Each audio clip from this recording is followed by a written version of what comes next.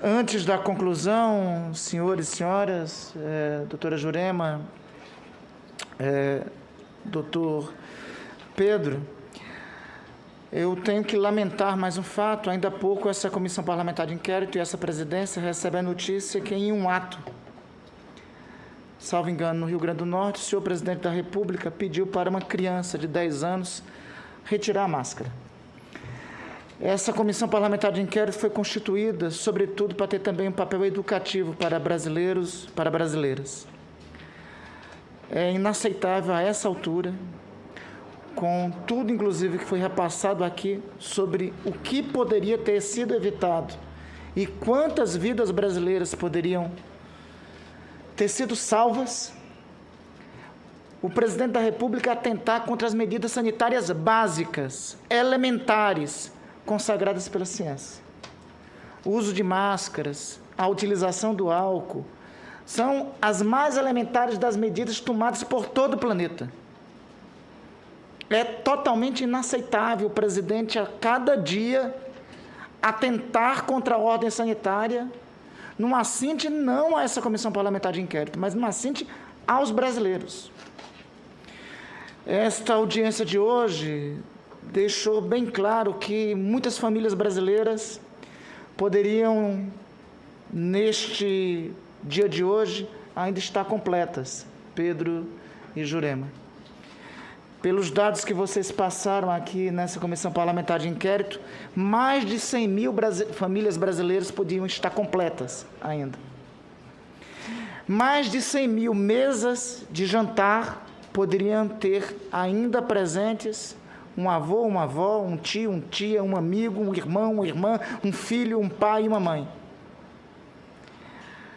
Os dados que a doutora Jurema, doutor Pedro, trouxeram a essa comissão no dia de hoje, nos demonstra cabalmente que nós estamos em curso com uma tragédia sanitária enorme que poderia ter sido evitada. É trágico saber que um terço dos que morreram por Covid-19 ontem no planeta são compatriotas nossos. Mais trágico ainda é saber que este um terço que ontem faleceu por Covid-19, brasileiros e brasileiras, poderiam ter tido as suas vidas salvas se nós tivéssemos uma coordenação nacional do enfrentamento da pandemia, medidas sanitárias básicas, trabalho de unidade nacional e em conjunto e a providência de vacinas. Não somente da Covaxin, Bharat Biotech precisa. De vacinas. Das vacinas quando precisávamos ter vacinas. É por isso que o depoimento, inclusive, de amanhã, talvez traga luz para um front a mais que deve ser investigado por essa comissão parlamentar de inquérito. Desde o começo, o objetivo de tudo isso que estamos fazendo aqui, de todo o trabalho e esforço que temos empreendido, é para que possamos unir o Brasil e os brasileiros e todas as autoridades desse país contra um inimigo comum, que é o coronavírus. Lamentavelmente, as autoridades, muitas autoridades do governo federal, e notadamente o senhor presidente da República, resolve atuar diariamente como se fosse aliado do vírus, cumpliciando com o vírus, amplificando a tragédia como se não fosse grande a tragédia que todos nós estamos vivendo. Eu quero repetir aqui, doutor Pedro e doutora Jurema, que nós temos uma esperança enorme nesse país.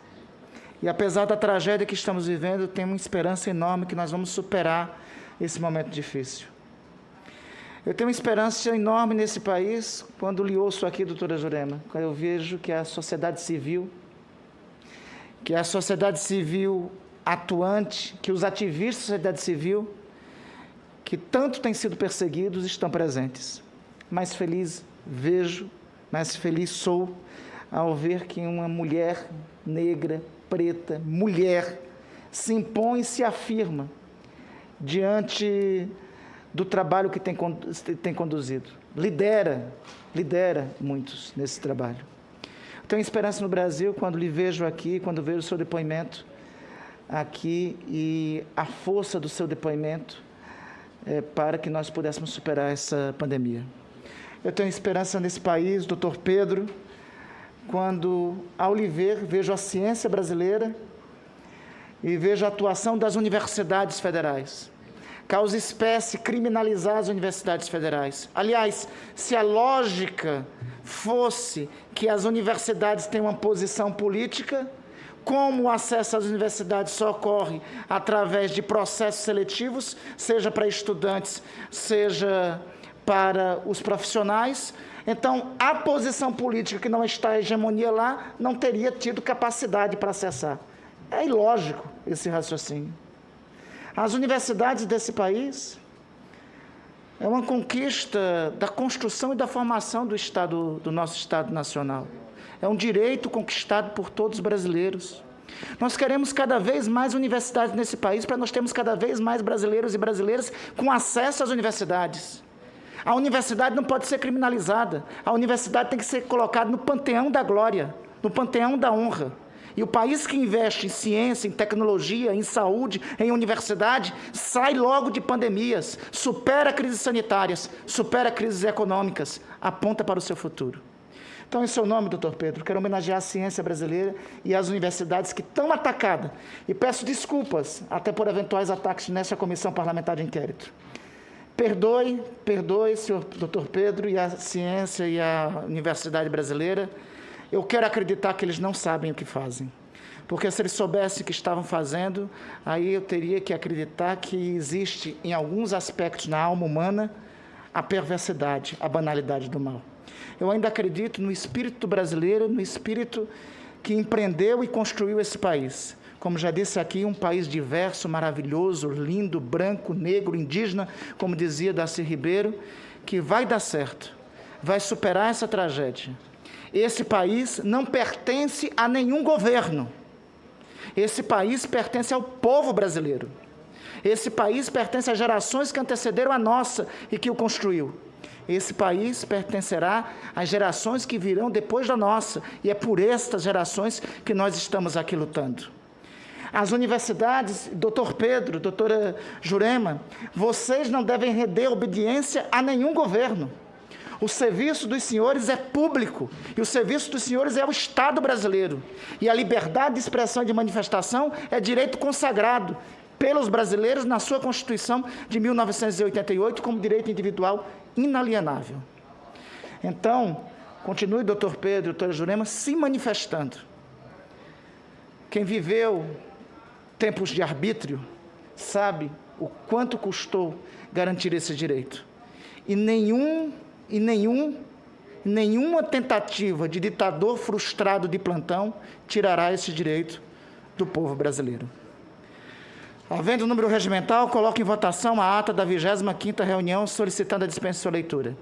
Os senhores senadores que aprovam permaneçam como se encontram. Aprovada. Nada mais havendo a tratar, agradeço a presença de todos, em especial dos convidados desta audiência pública. Convido todos para a próxima reunião a ser realizada no dia 25 de junho de 2021, às 14 horas, para ouvirmos os senhores Luiz Ricardo Fernandes Miranda, servidor público do Ministério da Saúde, e o seu irmão, deputado federal Luiz Cláudio Fernandes Miranda, nos termos de convite aprovado por esta comissão. Declaro encerrada a presente reunião.